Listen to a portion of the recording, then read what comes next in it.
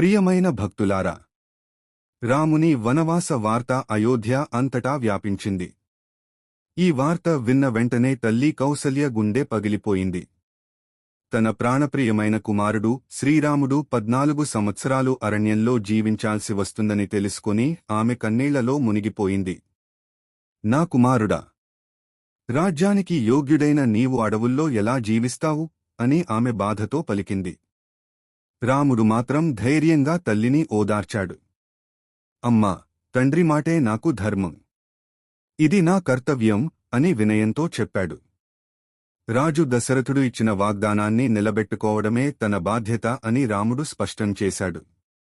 తల్లి ప్రేమ ఒకవైపు, కుమారుని ధర్మనిష్ట మరోవైపు, ఈ ఘట్టం తల్లి కుమారుల మధ్య ఉన్న ఆప్యాయతను మనకు చూపిస్తుంది. కౌసల్య కన్నీళ్లు అయోధ్య అంతా విషాదంలో ముంచెత్తాయి.